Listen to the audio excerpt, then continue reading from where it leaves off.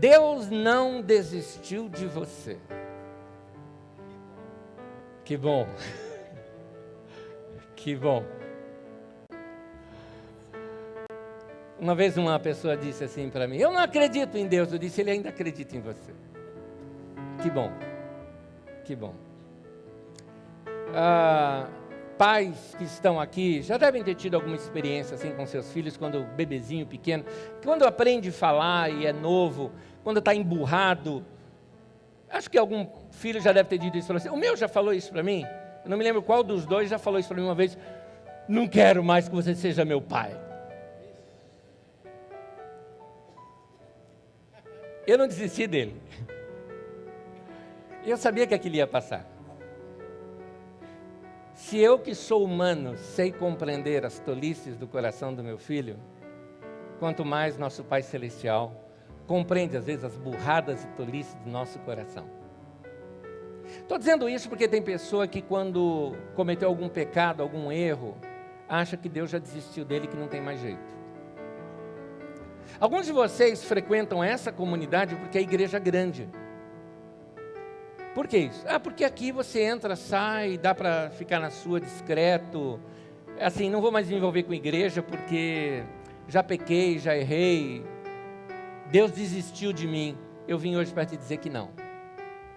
Eu vim hoje para te dizer que Deus sabe quem você é. Pedro foi um cara que errou muito. E ele foi o cara que pensou que Deus havia desistido dele.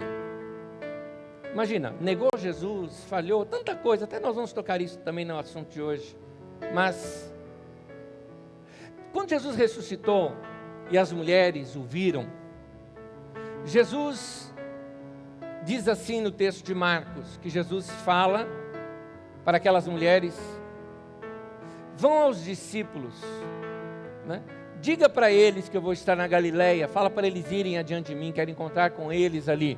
Ele diz assim: fala isso aos discípulos e a Pedro. Por que ele mandou chamar o Pedro pelo nome? Se aquelas mulheres chegassem lá diante dos discípulos e falassem: gente, nós vimos Jesus, ele está vivo, e ele falou para todos os seus discípulos irem encontrar com ele em tal lugar. Pedro falou, ia dizer assim: valeu galera, beleza, olha, vão lá, vai ser legal. Mas você não vai? Não, os discípulos, eu não sou, porque eu falhei, eu errei, eu pequei. Mas o recado foi aos discípulos e a Pedro. Imagina o Pedro ouvindo o nome dele. Tipo, ele falou mesmo, meu nome, euzinho. Ele mandou me chamar. Sim, pelo nome. Deus não desistiu de Pedro, Deus não desiste de mim e de você também. Vamos orar nesse momento? Vamos dar as mãos, vamos pedir para Deus para falar conosco. Eu vou pedir que você ore agora, vamos ampliar um pouquinho o nosso escopo da oração.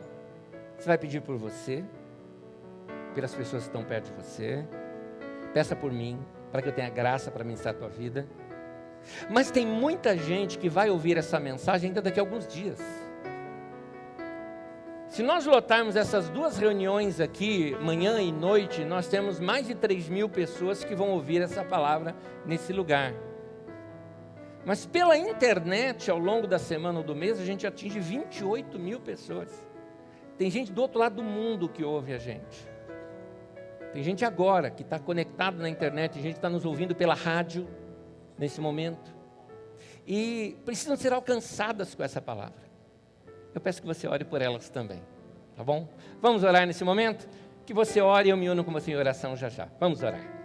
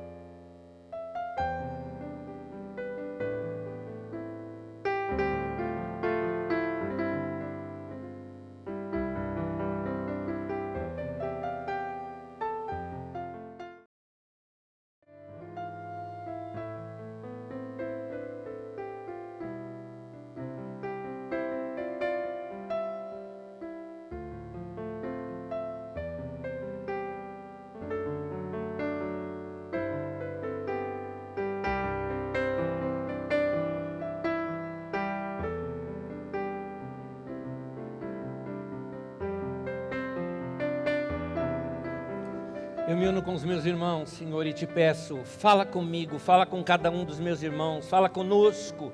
Cada pessoa que saiu de sua casa, veio até aqui, exerceu sua fé, acreditando que o Senhor vai falar com elas. Fale, Senhor, como já tem falado ao longo dessa reunião, fale claramente agora na ministração da Tua palavra. Oro por cada um dos meus irmãos que estão nos acompanhando, seja pela rádio, seja pela internet, pessoas que vão nos ouvir pela gravação daqui a alguns dias ou até meses e anos, que o Senhor toque cada uma dessas pessoas, ministre aos seus corações, leve-os para mais perto do Senhor, em nome de Jesus. Seja essa palavra uma profecia aos nossos corações, assim diz o Senhor para cada um de nós, em nome de Jesus. Amém, amém, amém. Tema de hoje: Deus não desistiu de você. Eu quero começar lendo um texto do profeta Jeremias, no capítulo 24, de 1 a 3. Todos os textos que vamos utilizar estarão aqui nas nossas telas, você pode acompanhar conosco. Jeremias 24, de 1 a 3, o texto começa dizendo assim: E o Senhor mostrou-me 2 cestos de figos, postos diante do templo do Senhor. Mais adiante o texto diz: um cesto continha figos muito bons, como os que amadurecem no princípio da colheita. Os figos do outro cesto eram ruins e intragáveis. Até aí.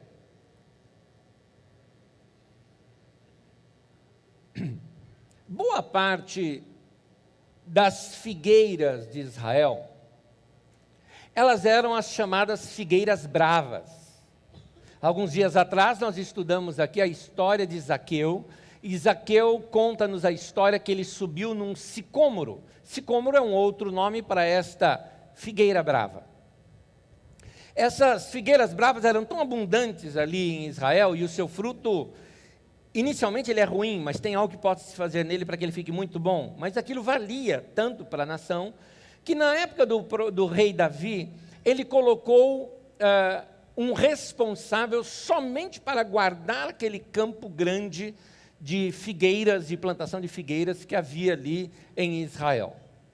Os frutos dessa figueira, eles são pequenos e amargos, intragáveis, como diz no final desse texto. O que os faz ficar bons é um processo que existe enquanto o fruto ainda está muito verde. Existia uma profissão ali que ele seria como que chama? Perfurador de figos. Eu tenho um nome que era mais completo de ser usado. Riscador de figos, era chamado assim. O profeta Amós, por exemplo, trabalhou como esse. O profeta Amós, ele tanto cuidava dos bois, como algumas versões nossas trazem colhedor de figos, tudo mais, porque se colocasse ali riscador de figos, não entenderia o que era. Essa pessoa, ela passa nesses figos e faz um furo nele. Ele precisa ter um material pontiagudo, alguma coisa muito dura, forte, que vai perfurar aquele figo ou riscar aquele figo. E o que acontece nesse processo é o seguinte: ele vai apressar o processo de amadurecimento daquele figo. Quando você fura um figo como este, específico, ele exala naquele momento, há um hormônio chamado, que é um dos poucos hormônios, ou único, se eu não me engano, que é em formato de gás, o gás etileno. Então, ele libera o gás etileno, que vai amadurecer mais rápido aquele figo. O gás etileno é o que você conhece no amadurecimento das frutas. Por exemplo, a banana ela libera naturalmente, o tomate. E se você coloca um monte de bananas juntas, o que vai acontecer? Elas vão amadurecer rápido. Você quer que uma banana amadureça rápido, o que você faz? Você geralmente enrola. Meu pai fazia isso, colhia as bananas lá em casa e enrolava em jornal, por exemplo. Para quê? Para que o gás não se escape, fique preso ali, aumentando rapidamente o amadurecimento daquele fruto.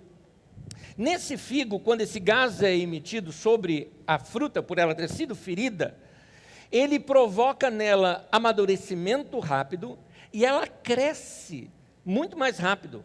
A diferença da fruta ferida para a outra é muito clara. Uma fica um figo perfeito, bonito e tudo mais, a outra fica quase que sempre verde, duro, pequeno e não cresce. Era importante que esses figos fossem feridos. Então, o profeta tem uma visão, e nessa visão tem uma cesta de frutos bons, de figos bons, como aqueles que são colhidos no começo, quais eram? Os que amadureceriam primeiro, porque eles amadureceriam por terem sido feridos e furados.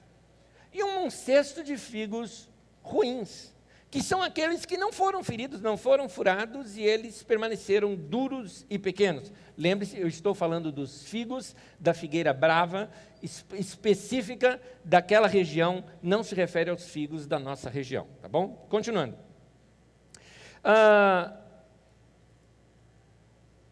Isso serve para nós claramente como uma figura de linguagem, quase como uma parábola aqui para nós.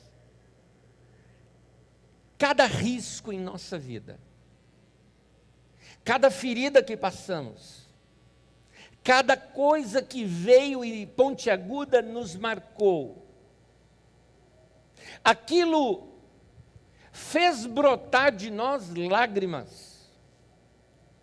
Aquelas lágrimas são como aquele gás que é liberado na fruta. As lágrimas vão acelerar o seu processo de crescimento. Guarde isso, Deus nunca desperdiça um sofrimento. Todo sofrimento é uma chance de crescer. Todo sofrimento é uma chance de você experimentar uma melhora na tua vida e um crescimento na sua vida. Agora, quero lhe chamar a atenção para algo. Até mesmo os sofrimentos cuja culpa foi nossa, por escolhas erradas. Muitas vezes nós achamos que Deus só vai ajudar aquela pessoa que foi vítima de alguém, que a gente fala assim, coitadinho dele, foi vítima. Está passando o que passou porque alguém o feriu, alguém o machucou, então Deus vai ser bondoso para aquela pessoa. Sim, isso é verdade, mas eu quero te dizer que Deus não é bondoso só para com essas pessoas, até mesmo se você foi o culpado, se tua vida está um caos porque você errou, se você está ferido porque você se feriu por causa das burradas que fez, por causa das decisões erradas que tomou, eu quero te dizer que Deus também ajuda as pessoas que são vítimas de si mesmo. Algumas vezes nós nos sentimos como esses figos da cesta ruim. Todos nós temos áreas da nossa vida que nós enfrentamos problemas. São áreas que nós não queríamos que fossem daquele jeito. Uma pausa para uma reflexão, uma autorreflexão. Qual a pior área da tua vida? Não precisa contar. Qual a pior área da tua vida? Qual é aquela área da sua vida em que você não gostaria que fosse daquele jeito? Alguma marca que você tem, alguma característica que você tem, que você mesmo não gosta? Áreas que nós não queríamos que fossem daquele jeito.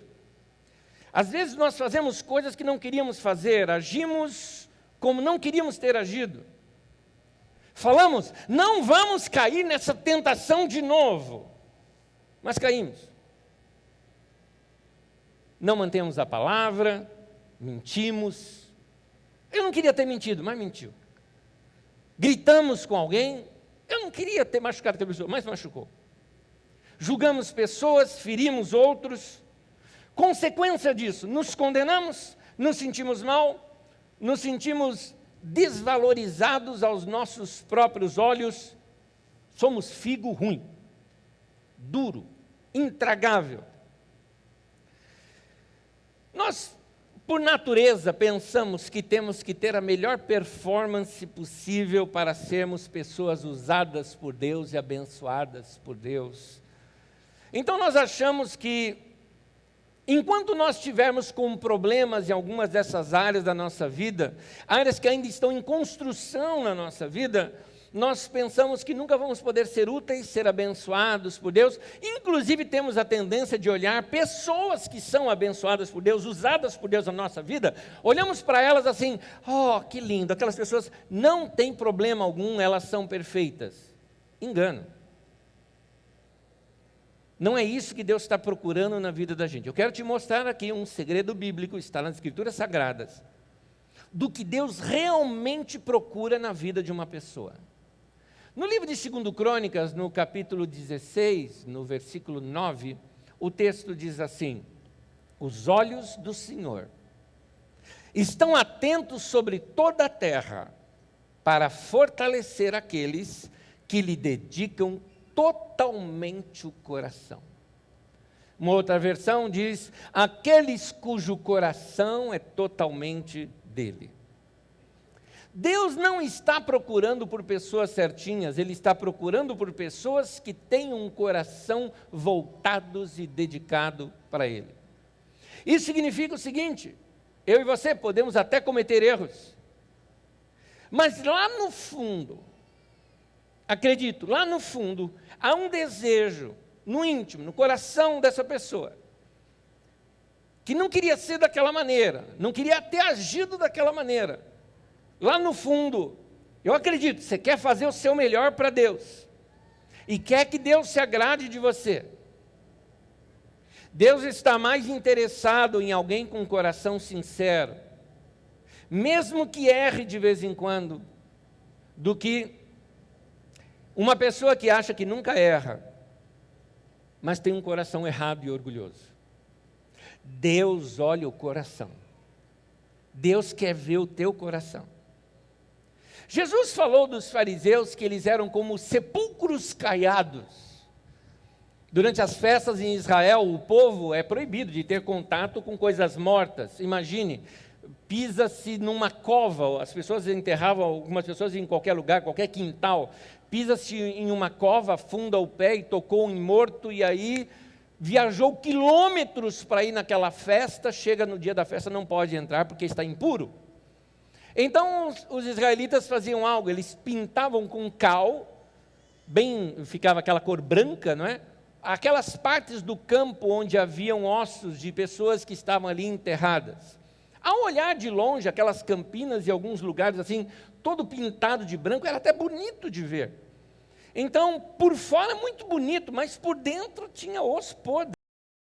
Como diz o velho ditado, por fora, bela viola, por dentro, pão bolorento.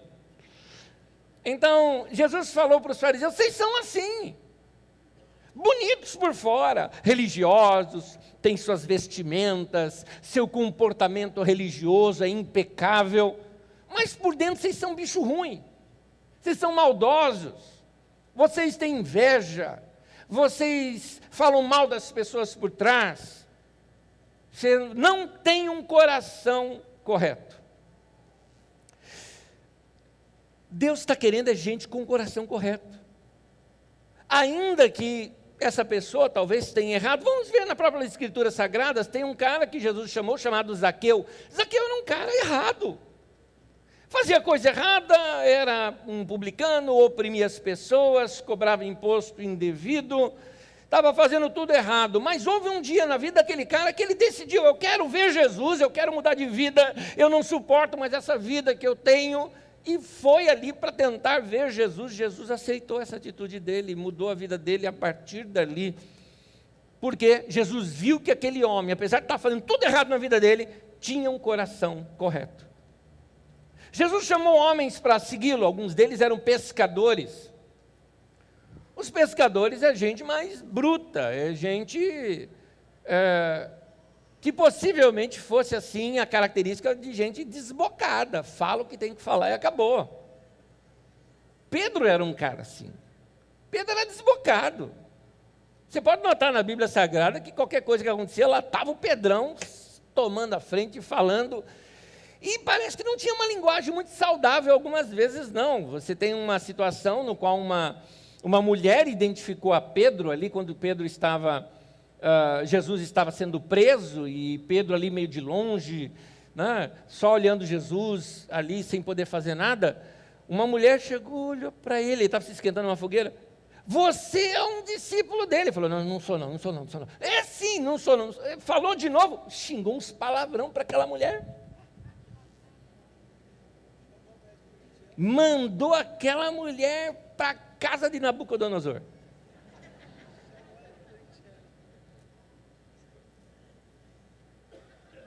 Mas Pedro tinha um bom coração. E Jesus sabia disso. Tomé era aquele cara que, racional demais, acreditar nas coisas, era difícil para ele. Chegaram para ele e falaram, não, Jesus ressuscitou. Ele falou, cara, legal, tudo bem, sei que vocês gostam muito dele. O cara morreu, eu vi, morreu, acabou. Acabou. 3 dias depois ainda. Difícil, hein? Difícil. Não, mas é ele. Não, vocês viram outra coisa. Não é ele. Se eu não vi a marca, tudo mais, então eu não vou acreditar. Aí Jesus chega e falou, está aqui, está aqui. Eu imagino, o texto bíblico, claro, narra de outra maneira, né? Senhor meu, Deus meu, tal, que foi o que Tomé fez. Eu já tenho a minha versão anesiada, acho que Tomé chegou e falou, foi mal, Senhor, desculpa aí, eu falei. Né? Mas Jesus acreditava nele. O cara tem um bom coração.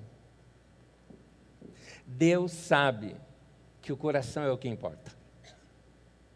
Então, para de olhar para você como alguém que não tem mais jeito. Por que você veio na igreja hoje? Por que você veio numa reunião da igreja? Que no fundo você ama a Deus. Mesmo alguém que talvez vai estar ouvindo essa palavra daqui a alguns dias, ou quem sabe, até anos depois, por que você está ouvindo essa palavra? Porque você ama a Deus. No fundo você tem um coração que está querendo dizer assim, eu quero algo mais com Deus na minha vida. Quando a gente passa por um edifício em construção, uma ponte em construção, principalmente ponte, né, tá aquele caos na cidade, né? Tem algumas construções de ponte que são eternas, né? A gente conhece uma aqui, né? Carapicuíba, não vou falar quem é Carapicuíba, não. Não vou falar. Mas assim, a gente vê aquele caos, aquela bagunça, aquele nunca... Né? Mas uma pessoa com visão de construção, ela consegue olhar para aquilo e dizer, isso aí ainda vai ficar bom. Isso aí vai ficar bom. Claro que eu estou falando de uma obra bem planejada e tudo mais, tá? Mas quando você vê aquelas obras bem planejadas, às vezes passar uma avenida, por exemplo, num lugar, eu me lembro quando eu era criança, havia um riacho perto de casa, que construção aquela que foi, tinha uma cachoeira ali, era muito bonito o lugar, tinha cachoeira, tudo, mas assim, implodiram as pedras, foi um caos naquele lugar, para tentar canalizar o rio, para depois colocarem ali a avenida, hoje, Avenida Inajar de Souza, ali em São Paulo, que caos que era aquilo, mas a gente olhava e falava, vai ter passagem aqui para nós agora a coisa ainda vai ficar boa. Querido, você consegue ver isso numa construção? Minha sugestão é, que tal você olhar para a sua vida e entender o seguinte, você também está em fase de construção. Tem coisas na sua vida que ainda estão sendo tratadas, ainda estão sendo lidadas. Meu querido, você ainda vai ficar bom. Muita coisa boa ainda vai acontecer na tua vida. Você vai ficar bonito, pode acreditar.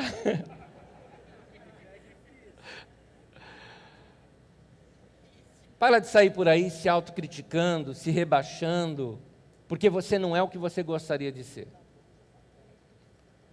Pedro era um cara que tinha esses problemas, problema com a língua, como nós já falamos aqui, falava palavrão de vez em quando, se estourava facilmente.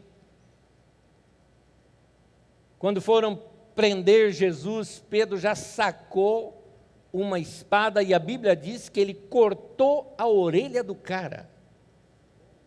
Agora eu te pergunto, como alguém num golpe de espada corta uma orelha sem cortar o ombro? Pensa, a cena foi outra, meu querido. Ele foi para cortar a cabeça do cara. O cara que abaixou foi só a orelha. Ele foi no pescoço do cara. É a única explicação que eu tenho. Esse era o Pedro. Quando seguiu Jesus, seguiu de longe. Mas Jesus ainda acreditava nele. Jesus sabia que Pedro estava sendo moldado. Jesus sabia que o Pedro ainda era um barro ali na roda do oleiro. Não está ainda na forma que deveria estar. Mas isso aqui vai virar um vaso lindo.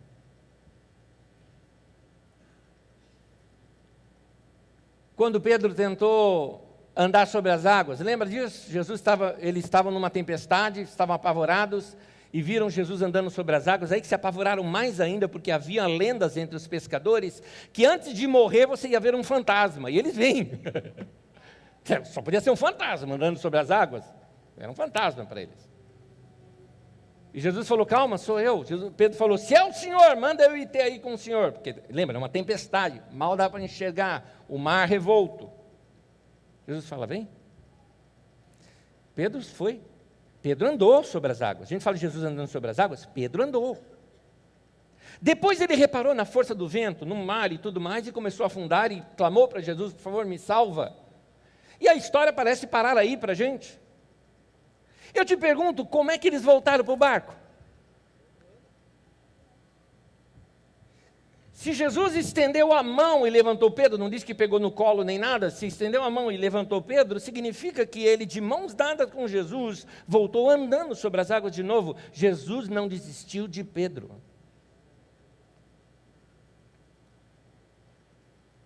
Cantamos agora há pouco, ajuda a minha fé, segura minha mão. Meu Deus pode fazer muito mais. Amém? Querido, você pode estar se sentindo assim, afundando, eu te garanto uma coisa, meu Deus pode segurar na tua mão, te levantar, de uma maneira em que você volte andando sobre as águas de novo. Deus acredita em você. Deus não desistiu de você. Ele pode não aprovar os seus comportamentos, mas Ele aprova você. Lá em Gênesis, na criação do homem, ali a minha e a sua criação, meu querido. Quando Deus faz o homem, Deus olha e disse Deus, isso é muito bom. Deus disse que você é muito bom antes mesmo de você existir. Deus acredita em você. Pode ser que o que você fez seja ruim, mas você não é ruim. O que você fez você não. São duas coisas diferentes. O ruim tem a ver com o que você fez, não com o que você é. Quem é você? Aí você fala, não, eu sou um homem de negócios. Ou eu sou um pastor. Eu sou um administrador. Eu sou uma publicitária, eu sou um arquiteto, eu sou uma dona de casa, eu sou um metalúrgico. Não, não, não, não. Isso é o que você faz. Não é o que você é. O que você é tem a ver de como Deus te criou, quem você é diante de Deus, o que o teu Criador fez você. Meu querido, nada do que você faz muda o seu valor. Se você é filho de Deus, você o é, não importa quantos erros você já tenha cometido. Meu filho vai ser sempre meu filho, acertando ou errando, ele vai ser sempre meu filho. Isso não significa que eu vou aprovar os erros dele, mas nunca vai deixar de ser o meu filho. Isso também é verdade para mim e para você, não importa quantos erros nós tenhamos cometido, se nós estamos com o coração correto diante de Deus, se a gente busca o Senhor, sempre vai ter perdão para nós, arrependimento para nós, segunda chance, terceira, quarta, quinta, sexta, 10ª chance para nós, porque Deus não desiste da gente. Se eu que sou pai não abro mão do meu filho, quanto mais o nosso Pai Celestial. Ele não vai abrir mão de mim, não vai abrir mão de você, não vai descartar a gente. Sem contar que algumas vezes a gente erra tentando acertar. Alguém aqui já fez besteira, errou, tentando fazer uma coisa, tentando acertar? Um monte de vezes. Um monte de vezes. Eu me lembro uma vez, meu filho, o meu mais velho, o André, pequenininho ainda, aquela de fazer as coisas com o pai, gosta de fazer com o pai, então nós tínhamos combinado de sair junto, ele querendo adiantar o processo, sabia que a gente gostava ali de tomar um Nescau gelado para sair, aquela coisa toda, estava muito calor, e lá foi ele na cozinha preparar o Nescau e quis preparar para mim. Você imagina, né?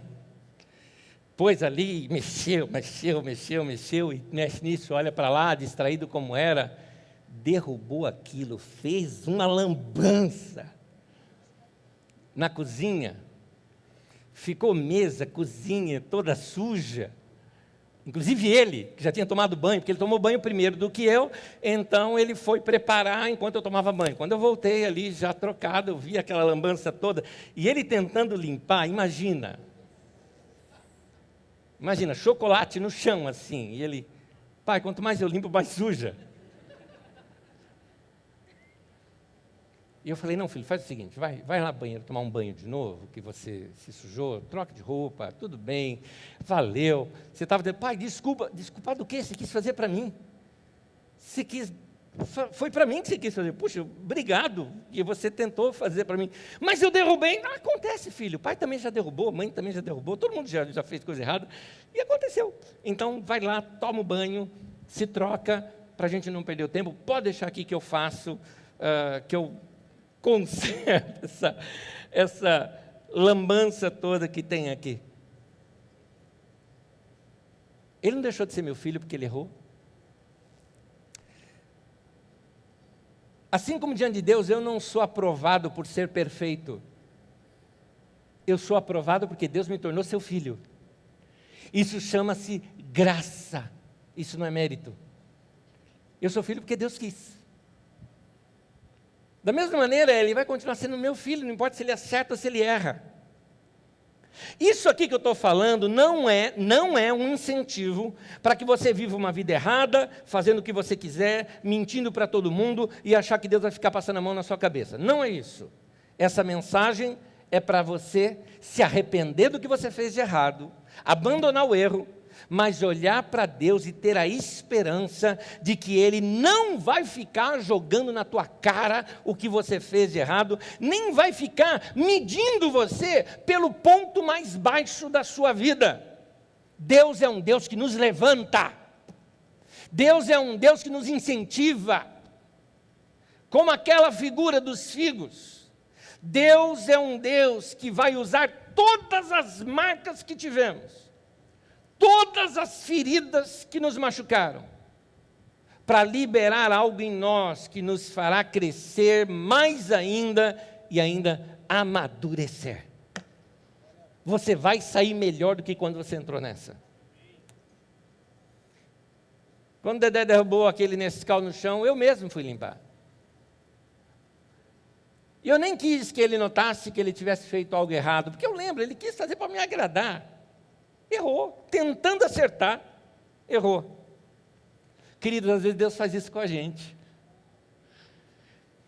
Deus limpa de vez em quando algumas besteiras que a gente faz, porque Ele vê o nosso coração.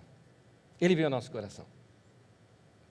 Há uma história na Bíblia Sagrada, em Lucas 7, de 36 até 50, e conta a história de uma mulher que era conhecida na cidade por ser uma prostituta.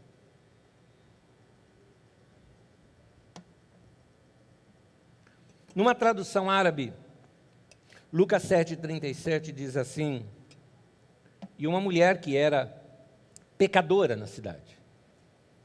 Ela era conhecida na cidade daquela maneira. Contaram para ela que Jesus estaria num jantar e ela foi vê-lo. Eu expliquei isso numa ministração do início desse ano, intitulado O Religioso e a Prostituta. Ali eu descrevo como ela fica pasmada diante daquele hospedeiro, o organizador do jantar, que humilhou Jesus, que tratou mal a Jesus, o que aquele fariseu fez.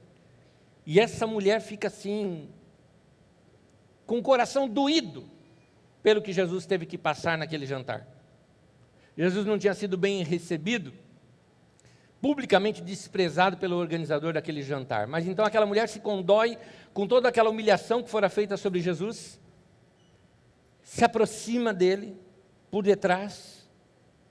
Ele estava ali sentado no jantar, naquele tempo se sentava no jantar como que deitado, a mesa de comida ficava aqui, os pés para trás. Ela vem por trás dele e emocionada chora somente de tocar nele. Ela chora tanto que as suas lágrimas como que lavaram os pés de Jesus. Não tendo ali com que secar, ela seca com seus cabelos. Ela ainda beija os pés de Jesus, e toda prostituta carregava consigo, aqui junto aos seios, um pequeno frasco de um perfume muito bom, que era assim, o melhor que tinha, muito caro aquilo. Ela despeja o frasco em Jesus. Ela sabia que não ia precisar mais daquilo. Ela tinha mudado de vida. O ato dessa mulher contraria o hospedeiro, o organizador daquele evento, daquele jantar chamado Simão. Quando ele não saudou Jesus como Jesus deveria ter sido saudado como um mestre, ele tratou Jesus como alguém sendo de uma classe inferior, desprezível. A mulher, quando ela colocou perfume em Jesus, o tratou como um nobre, porque quando vinha um nobre na sua casa, você não simplesmente mandava seus servos lavar-lhe os pés, mas derramar sobre ele perfume. Ela derrama sobre Jesus, porque Jesus havia revelado o amor de Deus para ela. E ela está oferecendo de volta o seu amor, tentando compensar o insulto que Jesus tinha recebido naquele evento. Em Lucas 7,39 diz assim: ao ver isto, o fariseu que o havia convidado disse a si mesmo: se esse homem fosse profeta, saberia quem nele está tocando e que tipo de mulher ela é, uma pecadora. Nesse momento, o Simão despreza Jesus mais ainda. E quanto àquela mulher, Simão estava olhando o passado dela. No desenrolar da história, dá para saber que Jesus sabia quem era aquela mulher. Provavelmente pela manhã, como era costume, Jesus tinha dado as suas ministrações e talvez essa mulher, ele houvesse já falado com ela antes. Parece que já havia aqui um conhecimento. Jesus sabia que era uma mulher arrependida. E Jesus aproveita aquele momento para dar um grande ensinamento ali para Simão, de que as pessoas podem sim se arrepender e ter uma segunda chance na sua vida. É nesse momento que Jesus conta uma parábola. Em Lucas 7, 41 e 42, começa a parábola, Jesus dizendo assim: 2 homens deviam a um certo credor. Um lhe devia 500 denários, o outro 50, 500 salários de diária, e o outro devia 50 salários de uma diária. Nenhum dos dois tinha como lhe pagar, por isso perdoou a dívida de ambos. O interessante aqui é que tem um trocadilho. A língua que Jesus usava para falar com as pessoas era o aramaico. O texto está escrito em grego, mas Jesus usava o aramaico. No aramaico, a palavra dívida e a palavra pecado é a mesma. Há um trocadilho aqui entre dívida e pecado. Jesus está querendo mostrar que esses 2 foram perdoados a sua dívida. A palavra poderia ser perdoados os seus pecados. Jesus prossegue em 7, 42 e 43, diz assim: qual deles o amará mais? Os 2 foram perdoados. Qual vai amar mais? Simão respondeu: eu suponho que aquele a quem foi perdoada a dívida maior. Você julgou bem, disse Jesus. Jesus, muito sábio como ele era, ele faz o homem chegar na conclusão que ele queria que o homem chegasse. O Simão percebeu que estava encurralado ali por Jesus pela expressão suponho que. Ele sabia que Jesus estava pegando ele. Lucas 7, 44 em diante diz assim: em seguida, Virou-se para a mulher e disse a Simão: vê essa mulher?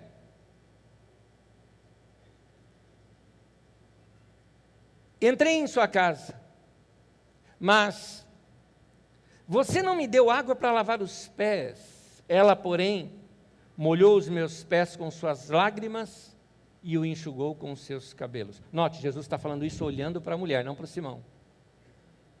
Você não me saudou com um beijo, mas esta mulher, desde que eu entrei aqui, não parou de beijar os meus pés. Você não ungiu minha cabeça com óleo, mas ela derramou perfume nos meus pés. Portanto, eu lhe digo, os muitos pecados dela lhe foram perdoados, pois ela amou muito. Mas aquele a quem pouco foi perdoado, pouco ama. Então Jesus disse a ela: seus pecados estão perdoados. Os outros convidados começaram a perguntar: quem é esse que até perdoa pecados? Jesus disse à mulher: a sua fé a salvou. Vá em paz. Jesus não foi aqui mal educado com Simão, jogando na cara, como pode dar a entender. O segredo de ler corretamente esse texto está na expressão: virou-se para a mulher e falou com Simão. Jesus falou com Simão olhando para a mulher. O tom dele era de gratidão, gentileza e louvor àquela mulher. Ele estava engrandecendo aquela mulher diante de todos, inclusive dizendo nas entrelinhas assim para Simão: Simão, não se preocupa de você não ter me recebido como um mestre, essa mulher fez as honrarias da casa. Na construção daquele texto, dá a entender que ela agiu assim pelo que Deus já tinha feito com ela. Ela já estava perdoada quando veio ali. Ali era somente uma demonstração do reconhecimento, da gratidão que ela tinha por Jesus, por ter lhe apresentado o amor de Deus. Jesus está mostrando que aquela mulher, ela não era uma pecadora impura, mas era sim uma mulher ali perdoada, que tinha consciência da graça de Deus na vida dela. Jesus queria mostrar para todos: gente, essa mulher mudou. Simão, essa mulher, ela era pecadora, mas teve consciência dos pecados dela. Cara, você também é, mas você não tem consciência dos seus pecados. Você acha que você é justo, que você é religioso por causa da sua capa externa. Você acha que você pecou pouco. Por isso está explicado o fato de você me amar tão pouco. Na verdade, o que Jesus faz é que ele inverte a situação. O grande pecador que não se arrependeu e que contamina o ambiente não era aquela prostituta ou ex-prostituta, era aquele homem religioso, que só tinha uma capa externa de pureza, mas por dentro um coração ruim. Para Jesus, tanto aquele religioso quanto a prostituta eram pecadores, devedores. A boa notícia era: na verdade, o Senhor perdoou ambos. Ela entendeu, ele não. Em 7,50, diz assim de Lucas: Jesus disse à mulher: a sua fé a salvou. Vá em paz. A palavra grega usada aqui é a mesma que eu citei há domingos atrás, na ministração sobre os 2 cegos. Sozo. Na nossa mentalidade, quando nós lemos assim: sua fé te salvou, nós ouvimos a palavra salvar, nós sempre pensamos em termos de eternidade, de céu e inferno, como se Jesus tivesse dito assim para essa mulher: muito bem, mulher, você não vai mais para o inferno, você vai para o céu. Queridos, não é isso que Jesus está dizendo. Como aquele povo não pensava como nós pensamos em termos de céu e inferno, para eles a bênção de Deus estava em estar vivo. Essa era a grande bênção de Deus para a vida da pessoa. Se eu estou vivo, o fato de eu estar vivo é que é a grande bênção. Então, sozo, salvação, significava ter uma vida boa. No caso lá do cego, curado. No caso dela, livre, liberta, sem peso, podendo viver sua vida em plenitude. Essa mulher estava livre, salva, sozo, livre daquilo que tirava dela a alegria de viver, livre daquilo que consumia a sua vida, livre daquela opressão que a sociedade lhe impunha, ela estava livre. Jesus limpou o passado dessa mulher com o perdão. Simão e aqueles outros homens acharam que Jesus deveria condená-la pelo que ela tinha feito no passado. No entanto, Jesus viu o coração dessa mulher e mostrou que os seus pecados foram perdoados. Eu vou terminar já já, eu só vou pedir para você ficar em pé e me acompanhar, por favor, desse final. Por favor. O interessante é que aquela mulher tinha passado anos de sua vida fazendo coisas erradas. Mas bastou um passo na direção certa, que foi suficiente para mudar toda a vida daquela mulher. Jesus não a condenou pela sujeira do passado, não a condenou pelo que ela fez, mas por causa daquela atitude dela, Jesus estava oferecendo para ela ali um novo caminho. Queridos, às vezes nós achamos que a nossa vida não tem mais jeito, que já erramos demais, que já perdemos oportunidades na vida. Tem gente que já talvez até disse isso para você: olha, você tinha um grande ministério na tua vida, agora não tem mais. Não é verdade. Não é verdade. Antes de subir aqui para ministrar, João Gilberto, um dos pastores da nossa comunidade, me contou algo, uma impressão, uma profecia no seu coração, demonstrando aquele momento em que os pescadores já tinham tentado de tudo e tinham tentado pescar de todas as maneiras e não tinham conseguido nada. Depois que Jesus entrou no barco ali com Pedro, Jesus disse assim: lança a rede ali. E eles falaram: Senhor, nós já pescamos a noite inteira, não tem nada, o mar não dá para peixe. Mas sobre a tua palavra nós vamos lançar as redes.